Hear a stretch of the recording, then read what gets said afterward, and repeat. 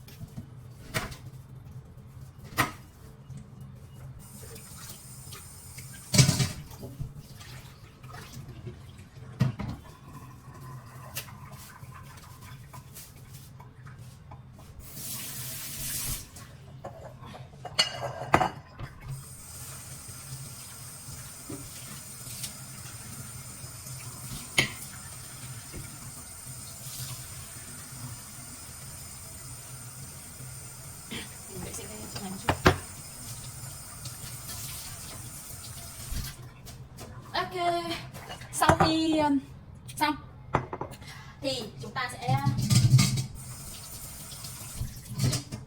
tiến hành đậy xả nhá.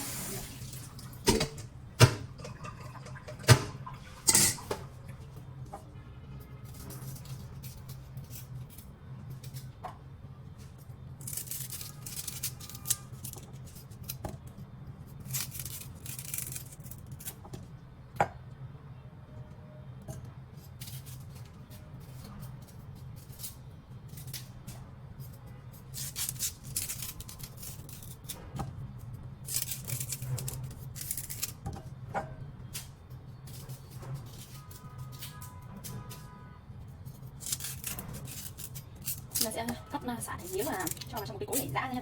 Nếu các bạn được thái nhá, bởi vì sao? Bởi vì nếu mà các bạn thái ấy thì lát nữa những cái miếng xả nhỏ nó không cho ở trong, nó xuất hiện ở trong miệng rất là khó chịu. Đó. Này. Đó.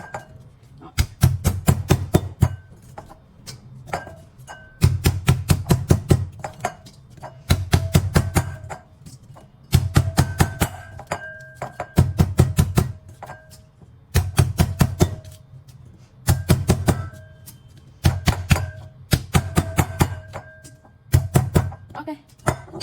Sau đó thì đến tỏi.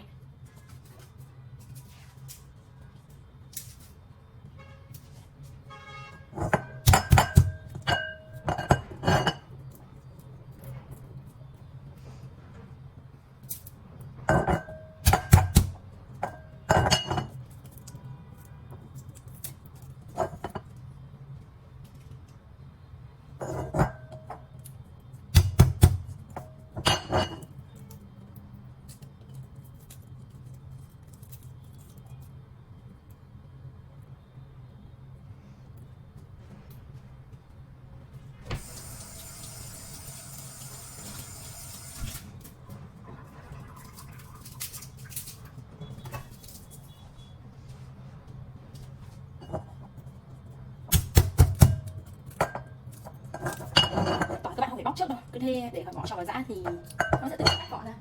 Nếu mà các bạn bóc rồi ấy thì nó sẽ rất là cực, mất thời gian đó.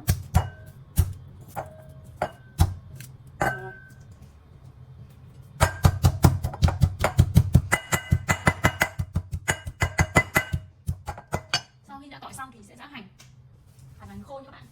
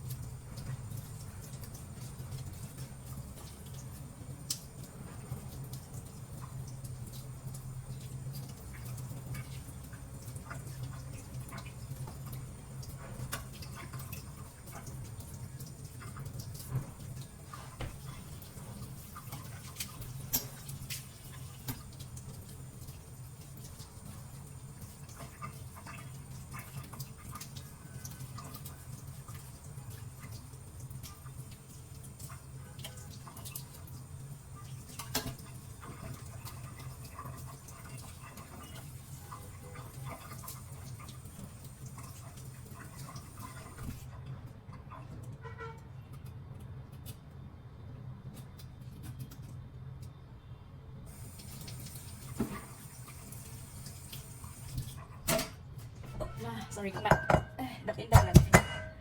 Ok, bây giờ giã hành nha.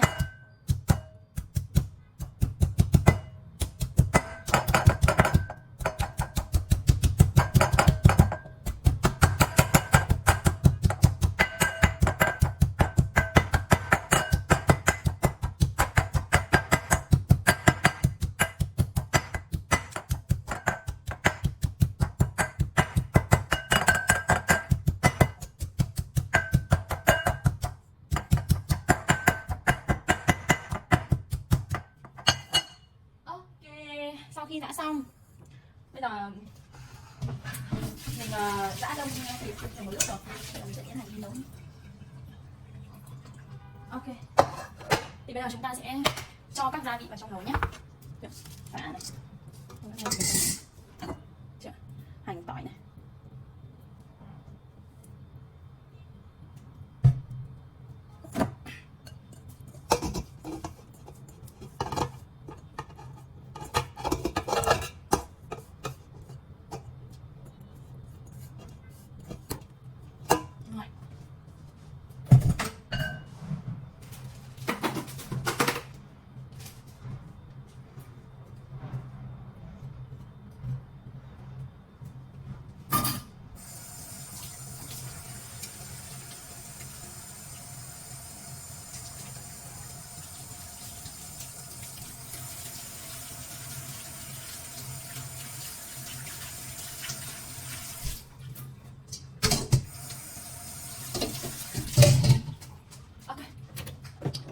ta sẽ cho gia vị nước mắm nhé, không thể thiếu được nước mắm nha.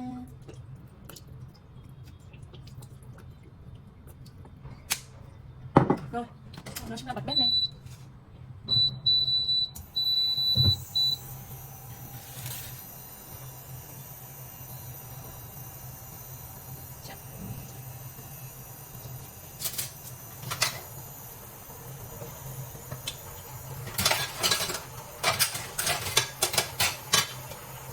Bật bếp lên để xào cái thịt này nha. Rồi, mình để lửa vừa. Trong khi đó thì lúc này mình sẽ đi mình làm một số việc khác không? Bạn cứ để lửa như này em có thể đi làm một số việc khác để tiết kiệm thời gian đúng không? Mình thì mình sẽ đi quét nhà và lau nhà.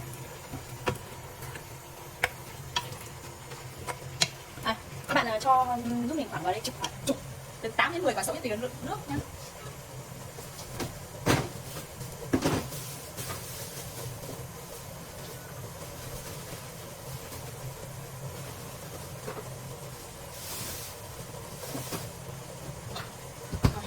Xấu vào đây nhá.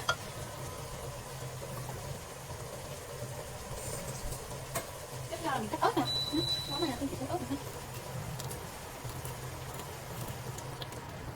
Mình cho hết quả luôn, quả ớt này cực cay luôn đấy, nhưng mà mình thích ăn cay. Đấy, món này lát nữa nhà mình sẽ ăn với bún, ngon lắm. Hôm nay tiết trời nó lại nó lại mát chứ. Mùa hè nhưng hôm qua trời mưa, nên là hôm nay thời tiết rất là mát. Mát này chỉ có ăn món này là để bún mèo thôi.